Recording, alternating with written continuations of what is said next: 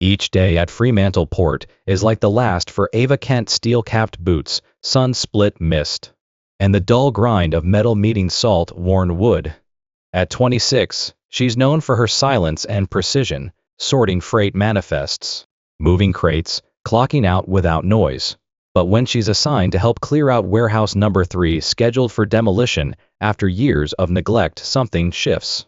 The building is more skeleton than shelter, abandoned since long before she started. As she sweeps debris into piles, a warped floorboard catches her boot. Underneath, hidden in the damp, dark crawl space, she finds a bundle of old documents wrapped in canvas. The scent of mold clings to the pages. Customs logs, shipping manifests, routine papers, until one file makes her stop breathing. A coroner's note, unofficial, unsigned, linked to a disappearance from 2004, William Kent, her father. Ava has lived most of her life believing he drowned at sea, his body never recovered. Her childhood memories of him are flashes, calloused hands lifting her to his shoulders, the smell of sawdust and cologne, laughter echoing in a small kitchen. He was gone before her 7th birthday. Miriam, her mother, told her he was lost during a storm, told her not to ask questions. She didn't, until now. Tucked in the file is a scrap of lined paper, the ink blurred but legible. She buried more than a body. Who is she? That night, Ava watches Miriam move through their shared home like a stranger.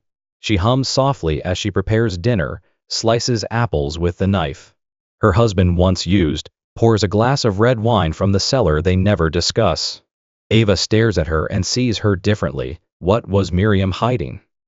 She digs further. A quick scan of the public registry shows something impossible.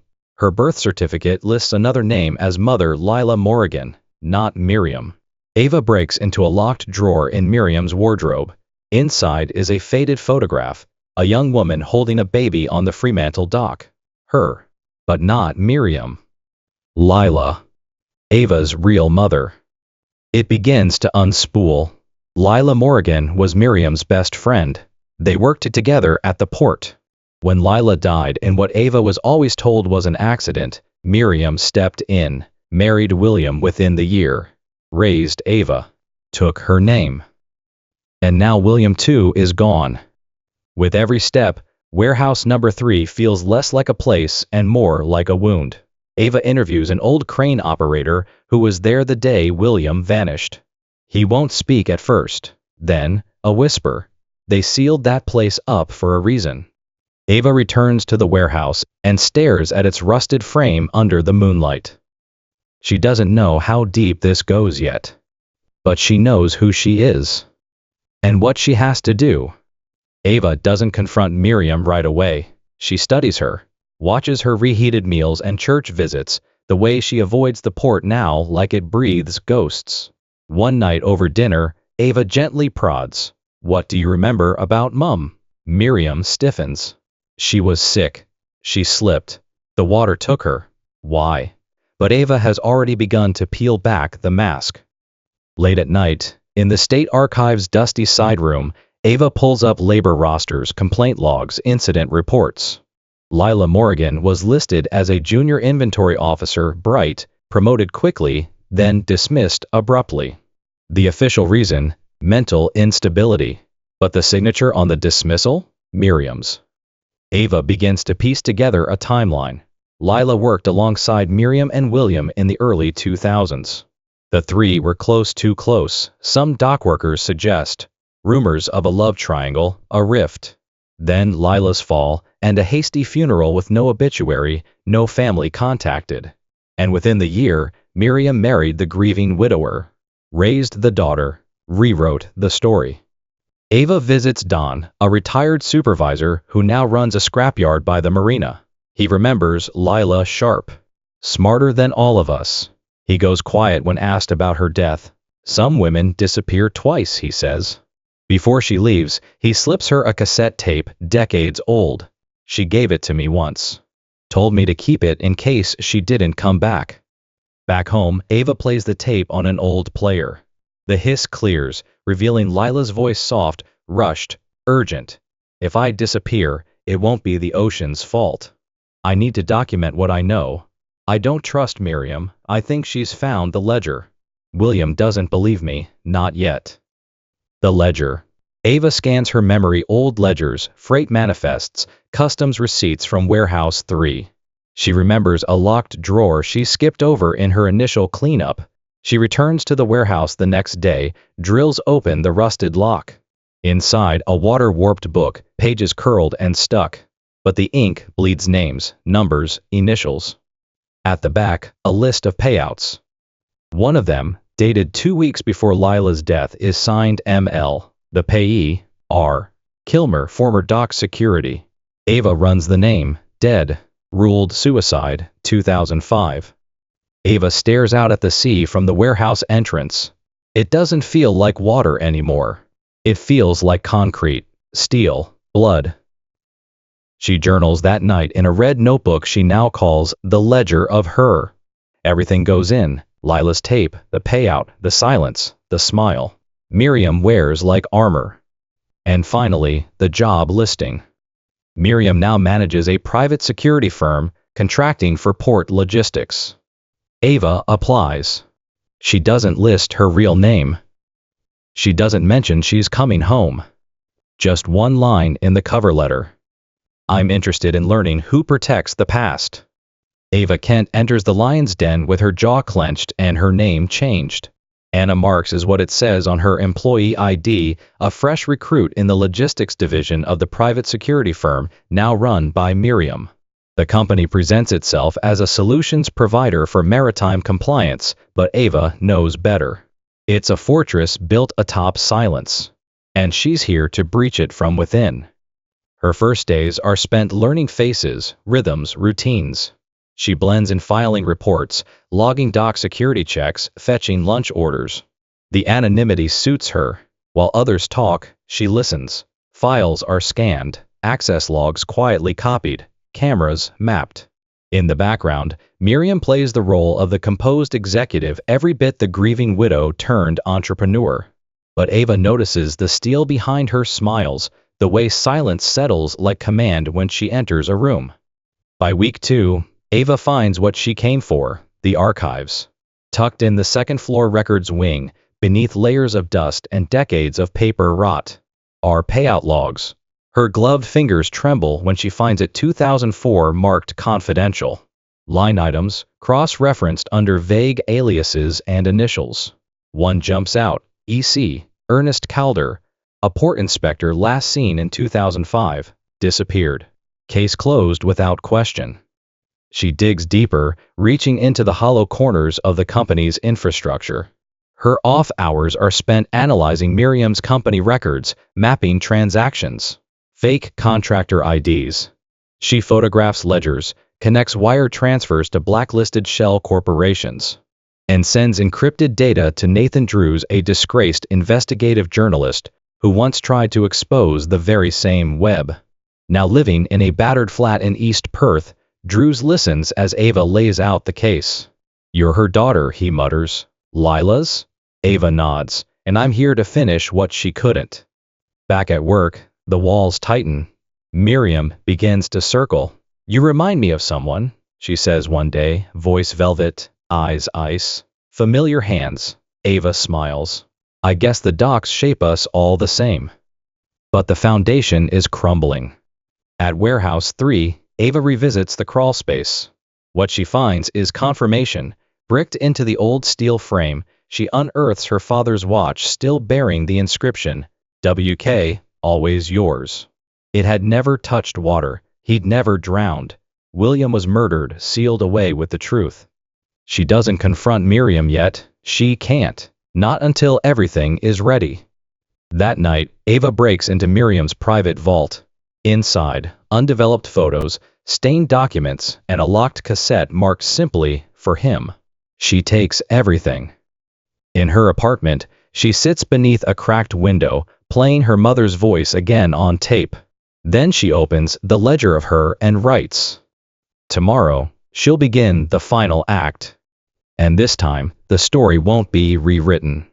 The sea does not forget. Neither does Ava. Warehouse 3 stands like a wound in Fremantle's heart. Ava returns at dusk, crowbar in hand, her breath steady. She moves past the rusted storage racks to the north wall reinforced, unlike the others. The crowbar strikes brick, and for a moment, nothing gives. Then, like breath released, it cracks. Behind it, dust, bone, cloth, the scent of old rot and rust, not just ruin, remains. Ava doesn't cry.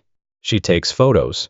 She recovers the watch, the partial skeleton, the scrap of canvas that once bore her father's initials. And she calls no one, not yet.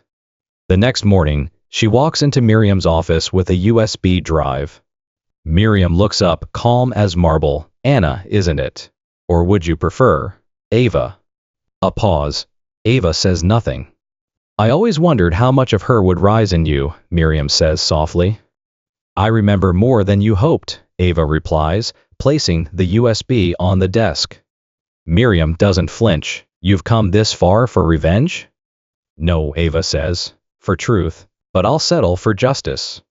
The USB contains everything: financial records, taped interviews, warehouse photos, the payout ledgers, and the hidden ledger from Warehouse 3. Also, a copy of Lila's taped voice. And the watch. Miriam pours wine. He was going to confess. He loved her, even after she was gone. So I stopped him. Ava stares. You killed my mother. No. Lila died on her own pride. She wanted to take him down with her. I just let gravity choose. You buried him like garbage. I preserved your life. Silence. Ava reaches into her coat pocket and places a vial of pale liquid on the desk. I thought about poison. Miriam smiles faintly. You wouldn't do it. That's why she'd be proud of you. Ava takes the vial back. Later, at Nathan's apartment, she uploads everything. They prepare the expose, Docs of Silence, the Fremantle disappearance reopened. It goes live within hours. By evening, police are at Miriam's door. She doesn't run. Warehouse 3 is sealed, now a crime scene. Media flood the dock. Workers watch in silence. Ava walks past them, into the spray of salt and grief. Her body shakes, but not from fear, from release. She scatters the ashes of the broken watch and the remaining photos into the harbor. Not to forget. To return. At home, she replays Lila's final cassette. It ends not in fear, but in song. Lila's voice, off-key, but full. May the sea remember you kinder than the world. Ava weeps. For the first time. The headlines hit Fremantle like a rogue wave. Cold case blows open, remains found in warehouse wall, confirmed dockworkers murder. Ava Kent's name appears beneath it, not hidden, not fictional, but whole. The truth is no longer silent. Miriam is arrested at dawn. No screams, no resistance. The footage shows her being led down the front steps of her pristine house in cuffs. Her expression unreadable. The woman who rewrote Ava's life, who took her mother's place and buried her father's body behind bricks, walks into the back of a police cruiser without a word. The port pauses. Warehouse 3 is locked, roped in police tape, declared a heritage crime scene. Journalists descend, documentaries are pitched, but Ava avoids all of it. She returns only once, early, just after sunrise when the water is still. She carries 2 small urns, Lila's ashes, long preserved and hidden, and what remains of her father's watch, corroded and curled like memory. She stands at the dock, where he once lifted her high and her mother laughed from behind the clipboard. She whispers, I remember, and scatters them both into the sea. Sarah's story, daughter of the drowned, becomes a national sensation. A parliamentary inquiry is launched into historic misconduct in maritime security. Ava becomes a quiet symbol not of revenge, but of resilience. She grants no interviews, signs no books. But she accepts the messages from women across the country, some who lost parents, others who lost silence. She changes her name legally to Ava Kent. And she stays. Not as a ghost, but as herself. With inheritance and insurance money she never asked for, Ava buys out the lease for Warehouse 3. She refuses to tear it down. Instead, she rebuilds it, restores the structure, leaves the scarred bricks intact, adds a plaque to the entryway. Truth surfaces, a memorial for the silenced. She opens it as a dockworkers' archive and sanctuary dedicated to those lost in the churn of industry and power. The first plaque bears two names, Lila Morrigan, William Kent. She keeps her job, her boots, her rhythm. But now she walks the port with her head higher, her shoulders looser. She stops using the false name on her ID. It now reads, Ava Kent, Logistics Supervisor. One morning, a younger dockworker radios in from the crane tower.